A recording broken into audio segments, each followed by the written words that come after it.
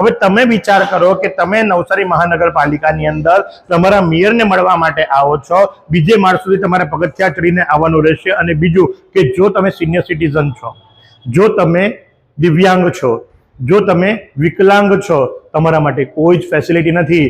શું તમારા મેયર તમારો અવાજ સાંભળવા માટે ગ્રાઉન્ડ ફ્લોર પર આવશે ખરા? પણ અરજદારનું શું, રજૂઆત કરતાનું શું, બીજે માળ સુધી આવવાનું, પગથિયા ચડીને આવવાનું? આજના યુવાન વડાપાવ અને બર્ગર વાળા એ હાંફી જતા હોય તો સિનિયર સિટીઝનો કઈ રીતે ઉપર આવશે? લિફ્ટ નથી, રેમ્પ નથી, વિકલાંગો દિવ્યાંગો કઈ રીતે આવશે? મોટો પ્રશ્ન જ છે.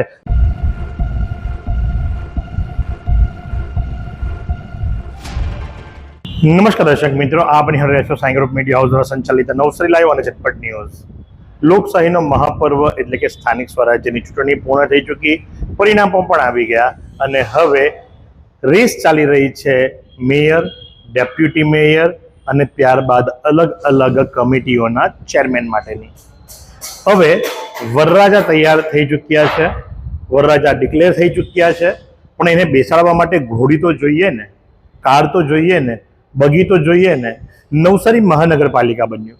નવસારી મહાનગરપાલિકા બનતાની સાથે જ એની જે હાલની કાર્યરત બિલ્ડિંગ છે, આજે ભવન છે, એટલે કે નવસારી મહાનગરપાલિકાની કચેરી, હવે ત્યાં પહેલેથી જ ખ્યાલ આવી ગયો હતો કે ભવિષ્યમાં મહાનગરપાલિકા બનવાની છે, માટે કરી બીજો માળ જે ખરો, જે આખો LIC માટે ફાળવવામાં આવ્યો હતો, જેનું ભાડું નવસારી મહાનગરપાલિકા ખાઈ રહી હતી, એ ખાલી કરાવવામાં આવ્યો અને સાથે જ કામનો દોર શરૂ કરવામાં આવ્યો. જો કે બીજા બધા કામોની જેમ આ કામ પણ ગોકળ ગતિએ ચાલી રહ્યું હતું, પણ જ્યારે વરરાજા નક્કી થઈ ગયા અને હવે એને બેસાડવાનો વારો આવ્યો એટલે આ કામને વેગ આપવામાં આવ્યો છે. મળતી માહિતી મુજબ 1 થી 6 તારીખ સુધીમાં સેન્સ લઈ નિરીક્ષકો દ્વારા મેયર, ડેપ્યુટી મેયરની ઘોષણા કરવામાં આવશે. પાર્ટી પોતપોતાની રીતે પોતપોતાનું લોબિંગ કરી પોતપોતાના માણસોને બેસાડવા માટેની તજવીજ હાથ ધરી રહી છે. સૌ જાણે છે, બહુ સ્પષ્ટ વાત છે, 3 ગુટ ચાલી રહ્યા છે ભાજપની અંદર. પહેલું પ્રદેશનું ગુટ એટલે કે અશોકભાઈ ધોરાજીયા મેયર બનશે એ વાતોનો વેગ. બીજી બાજુ ભુરાભાઈ શાહનું ગ્રુપ કે જેની અંદર મુકેશ અગ્રવાલને એક્ઝિક્યુટિવ કમિટીના ચેરમેન બનાવવામાં આવે. તો ત્રીજું ગ્રુપ કે જેને RC પટેલનું ગ્રુપ કહેવામાં આવે છે, તો એની અંદરથી સુનિલ પાટીલ અથવા તો નીતુબેન શાહ, અને શક્યતાઓ વર્તાઈ રહી છે એ મુજબ કે ડેપ્યુટી મેયર જે ખરા એ મહિલા બને, અને જો મહિલા બને તો કદાચ વિજલપુરના ભાડે પણ એ સીટ જાય, એમાં કોઈ નવાઈની વાત નથી. તેમને બેસાડવા ક્યાં? આપ જે દ્રશ્યો નિહાળી રહ્યા છો એ છે નવસારી મહાનગરપાલિકા ખાતેની બીજી માળની લોબીના, જેની અંદર હાલ 5 કેબિનો આપને દેખાશે. ટાઇલ્સો અડધી બદલવામાં આવી છે, અડધી બાકી છે. ટોયલેટ બાથરૂમના કામો ચાલી રહ્યા છે અને તમને જણાવતા મને આનંદ થાય છે, હસવું આવે છે. આ માત્ર થોડા વખત માટે છે, કારણ કે નવી મહાનગરપાલિકાની કચેરી ઓલરેડી બની રહી છે, શરૂઆત થઈ ચૂકી છે, પાયા ખોદાઈ ચૂક્યા છે અને આ કેટલા સમય સુધી આ ઓફિસોમાં આ મેયર, ડેપ્યુટી મેયર અને 8 અલગ અલગ સમિતિઓના ચેરમેનો બેસશે એ તો મારો રામ જાણે. કારણ કે નવું બિલ્ડિંગ બનતાની સાથે બધે અહીંથી ત્યાં મૂવ થશે, શિફ્ટ થશે. એટલે કે ટેમ્પરરીની અંદર પણ તમે જો કેવું રાજ રચેલું, કેવી કેબિનો અને કેટલી મોટી મોટી કેબિનો ફાળવવામાં આવી રહી છે. મળતી માહિતી મુજબ આ ફ્લોર સેકન્ડ ફ્લોરની ઉપર મેયર, ડેપ્યુટી મેયર અને વિવિધ 8 સમિતિના ચેરમેનોની ઓફિસો બનશે. કારણ કે એમને બેસાડવા તો પડે ને ભાઈ.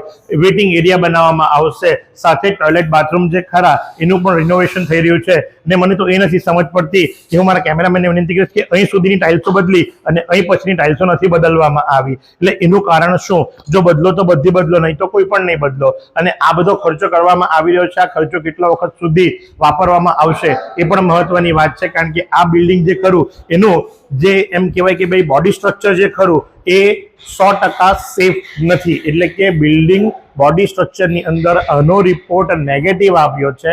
એટલે આ બિલ્ડિંગની અંદર ફાયર સેફ્ટીની પણ સુવિધા નથી, લિફ્ટની પણ સુવિધા નથી. હવે તમે વિચાર કરો કે તમે નવસારી મહાનગરપાલિકાની અંદર તમારા મેયરને મળવા માટે આવો છો, બીજે માળ સુધી તમારે પગથિયા ચડીને આવવાનું રહેશે. અને બીજું કે જો તમે સિનિયર સિટીઝન છો, જો તમે દિવ્યાંગ છો, જો તમે વિકલાંગ છો, તમારા માટે કોઈ જ ફેસિલિટી નથી.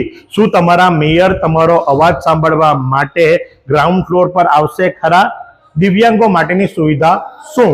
આ પ્રશ્ન જ છે. એટલે આ ખર્ચો થઈ રહ્યો છે, આ તમારા ને મારા જે ટેક્સના પૈસા ભરવામાં આવ્યા છે, જે વેરાના પૈસા ભરવામાં આવ્યા છે, એમાંથી સરકાર મોટી મોટી ગ્રાન્ટો આપી અને એની અંદરથી મહાનગરપાલિકાની આ નવી કચેરી જે હાલ પૂરતી બનાવવામાં આવી રહી છે એની અંદર કેવો ખર્ચો ચાલી રહ્યો છે એ પણ આપ નિહાળો. અને આ ટેમ્પરરી ખર્ચો છે, કારણ કે નવી ઓફિસ બનતાની સાથે જ આ ઓફિસ ખાલી કરી દેવામાં આવશે. શું તમને એવું લાગે છે કે નવી બિલ્ડિંગ બન્યા બાદ મેયર, ડેપ્યુટી મેયર અને વિવિધ સમિતિના ચેરમેનો આ બિલ્ડિંગની અંદર બેસશે? તો આ જનતાના પૈસાનો ધુમાડો. હા, કદાચ કહેવાતા ભક્તોને ખોટું પણ લાગે, પણ તમે જો અડધી ટાઇલ્સ બદલવામાં આવી, અડધી ટાઇલ્સ નથી બદલવામાં આવી. 5 કેબિનોની જે ફ્રેમ છે લાકડાની એ તૈયાર થઈ ચૂકી છે. બીજી બાજુ પણ તમને બતાવીશું, ત્યાં મોટો હોલ છે અને તે સાઈડે હજુ તો માત્ર અને માત્ર ટોયલેટ બાથરૂમના કામો જે ખરા એ પ્રગતિમાં લેવામાં આવ્યા છે.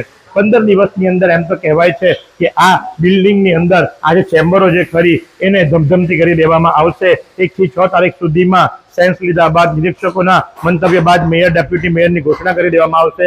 લોબિંગ ખૂબ જોરશોરથી ચાલી રહ્યું છે અને આ સંપૂર્ણ વિગત તમને એના માટે દર્શાવી રહ્યા છે, કારણ કે હવે જીત્યા બાદ, જી હા, પ્રજાએ વિશ્વાસ રાખ્યો છે, મતો આપ્યા છે અને વિશ્વાસ અને મતો આપ્યા બાદ 52માંથી 50 સીટો જ્યારે ભારતીય જનતા પાર્ટીના ખોળે ગઈ છે, ત્યારે હવે આ બાજુની ઉપર આપ જુઓ, પેલી બાજુ પૂરજોશમાં કામ ચાલે છે તો બીજી બાજુ માત્ર મોટો હોલ તમને દેખાશે અને આ બાજુ ટોયલેટ બાથરૂમના કામો જે ખરા એ પ્રગતિ પર ચાલી રહ્યા છે. તો આ પ્રમાણે હાલ તો તજવીજ ધરવામાં આવી છે કે મેયર, ડેપ્યુટી મેયર, વિવિધ સમિતિના જે ચેરમેનો ખરા એમને બેસાડવા માટેની વ્યવસ્થા કરવામાં આવી રહી છે. પણ અરજદારનું શું, રજૂઆત કરતાનું શું, બીજે માળ સુધી આવવાનું, પગથિયા ચડીને આવવાનું?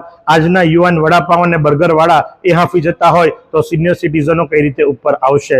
લિફ્ટ નથી, રેમ્પ નથી, વિકલાંગો, દિવ્યાંગો કઈ રીતે આવશે?